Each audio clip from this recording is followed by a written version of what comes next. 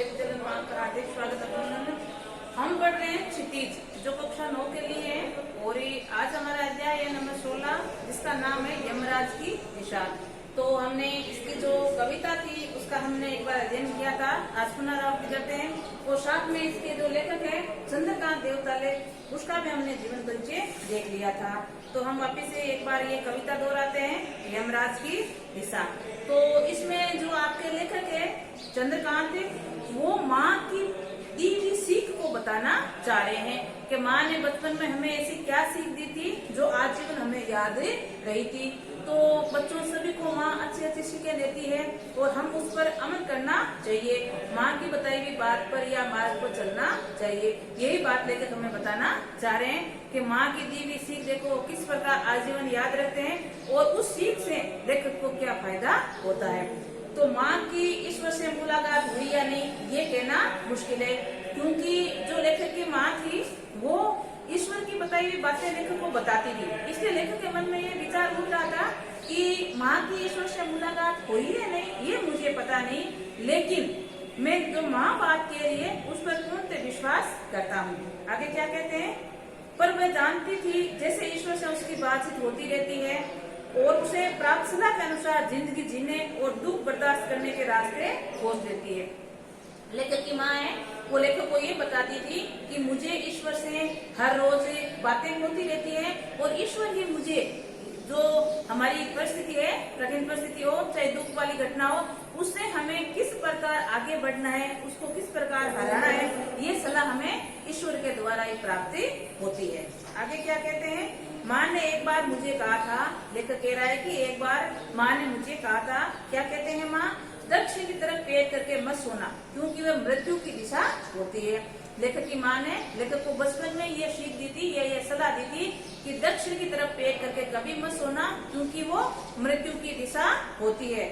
और यमराज को क्रोध करना बुद्धिमानी की बात नहीं है।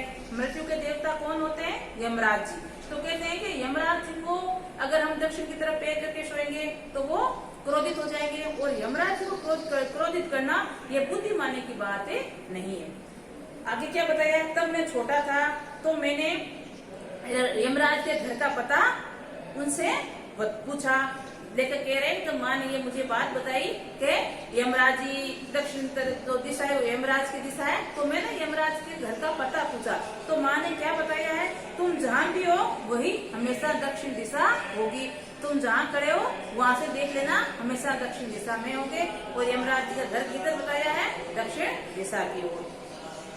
दक्षिण दिशा में पैर करके मैं कभी नहीं सोया, क्योंकि जो माँ ने बात बताई थी तो लेखक माँ की प्रत्येक बात पर विश्वास करता था और हमें भी अपनी माँ की प्रत्येक बात पर विश्वास करके उस बात का मान सम्मान करना चाहिए। इसी प्रकार लेखक कह रहे हैं कि मैं कभी भी दक्षिणी तरफ पैर करके नहीं सोया और उससे इतना फायदा जरूर हुआ है, दक्षिण दिशा पहचानने मुझे कभी मुश्किल का सामना नहीं करना पड़ा।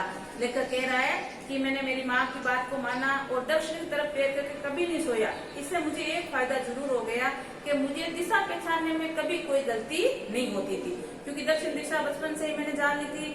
दक्षिण, उत्तर, पूर्व, पश्चिम ये चारों दिशाएं उनको प्रत्येक समय ज्ञान रहती थी या याद रहती थी। आगे देखो क्या करते हैं, मैं दक्षिण में दूर दूर तक गया, मुझे हमेशा माँ याद है। दक्षिण को लाभ लेना संभव नहीं था, तो होता तो छोर पहुंच पाता और यमराज का घर देख लेता। ये लेकर कह रहा है कि मैं कई प्रकार के ऐसे कुछ जरूरी कार्यों के लिए दक्षिण दिशा के लिए गया हूँ और जैसे ही मैं दक्षिण दिशा के लिए रवाना होता हूँ तो मेरी माँ की याद मुझे जरूर आती है, क्योंकि माँ ने बचपन में बताया था कि दक्षिण की तरफ पैर करके नहीं सोना चाहिए, तो दक्षिण दिशा उसे याद थी। तो लेखक क्या कहते हैं, ये माँ की बात बताते हैं कि मैं दक्षिण दिशा में गया लेकिन वहाँ अंतिम छोर मुझे प्राप्त नहीं हुआ। लास्ट अगर छोर मिल जाता, अंतिम छोर मिल जाता तो मैं यमराज जी का घर अवश्य देखकर आता या यमराज जी का निवास स्थान देखकर आता। आज जिधर भी पैर करके सो वही दक्षिण दिशा हो जाती है। अब लेकर कह रहे हैं कि आज वो बात नहीं है कि एक निश्चित दक्षिण दिशा है, चारों दिशाएं वो कौन सी होगी, दक्षिण दिशा। इसमें क्या बात बताइए लेकर के, जो हमारे समाज में व्याप्त भ्रष्टाचार है, बुराइयां है, रिश्वतखोरी है, इससे संबंधित बात लेकर बताई गई है कि आजकल ये सब तरफ से फैले हुए हैं। ठीक है, आगे है, सभी दिशाओं में यमराज के आलिशान महल है, वह सभी में एक सा है और दगती आंखों से विराजमान रहते हैं। कहते हैं कि सभी दिशाएं दक्षिण दिशा हो गई है और सभी में यमराज जी विराजमान है और प्रत्येक मनुष्य की आंख में दगती आंखों में यमराज नजर आते हैं या दिखाई देते हैं। आगे है, माँ अब नहीं है और यमराज की दिशा भी वो नहीं रही है जो माँ जानती थी। लेकर कह रहे हैं कि अब मेरी माँ नहीं है और माँ ने जो मुझे दक्षिण दिशा बताई थी वो दिशा भी अब दक्षिण दिशा नहीं रही है, क्योंकि लेखक के अनुसार चारों दिशाएं क्या हो गई है, दक्षिण दिशाएं। तो ये थी आपकी छोटी सी कविता यमराज की दिशा। आज हम इस कविता से संबंधित ही प्रश्न उत्तर करते हैं।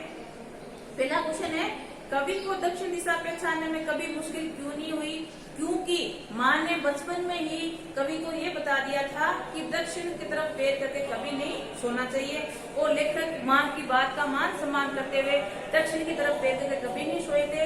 इसीलिए लेखक कहते हैं कि दक्षिण दिशा पहचानने में मुझे कभी भी मुश्किल का सामना नहीं करना पड़ा। अगला क्वेश्चन है आपका, कवि ने ऐसा क्यों कहा कि दक्षिण को लांग लेना संभव नहीं था? ये कवि ने इसलिए ऐसा कहा क्योंकि कवि कई बार दक्षिण दिशा की ओर यात्राएं करते थे और दक्षिण दिशा का अंतिम छोर उसे कभी प्राप्त नहीं हुआ था। कहने का तात्पर्य था कि जो ये हमारे समाज में व्याप्त बुराई है उसको हम कभी जड़ से समाप्त नहीं कर सकते। इसीलिए लेखक ऐसा कह रहा है कि अंतिम छोर लांघना संभव नहीं था। लेखक का यह सपना था कि अगर मुझे दक्षिण दिशा का अंतिम छोर प्राप्त हो जाए तो मैं यमराज जी को घर को देखकर आ सकता हूँ। अगला आपका क्वेश्चन है, कवि के अनुसार आज हर दिशा दक्षिण दिशा हो गई है, क्यों?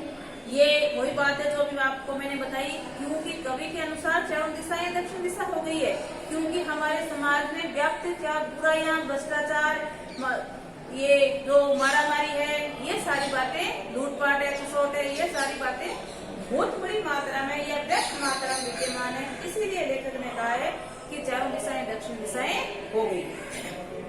अगला आपका क्वेश्चन है, कुछ पंक्तियां दे रखी है उसका भाव स्पष्ट कीजिए। जैसे पंक्ति पढ़ती हूँ मैं आपको, सभी दिशाओं में यमराज के आलिशान महल है और वे सभी एक साथ है और अपनी दगती आंखों सहित विराजमान है। तो लेखक कहता है कि एक अब निश्चित दक्षिण दिशा नहीं रही है, चारों दिशाएं वो क्या हो गई है, दक्षिण दिशाएं। इसलिए चारों दिशाओं में यमराज के आलिशान महल बने हुए हैं और वहाँ यमराज रहते हैं। कहने का तात्पर्य है वहाँ मृत्यु के देवता विराजमान रहते हैं और प्रत्येक मनुष्य की आंखों में जो ददकती है, अंगारों का समान आंखें ददकती है, उसमें यमराज जी विराजमान रहे या यमराज रहते हैं। तो ये थे आपके इस पाठ के प्रश्नों उत्तर और साथ में हमने कविता की पुनरावृत्ति भी कर ली है। तो आज के लिए इतना ही। नमस्कार।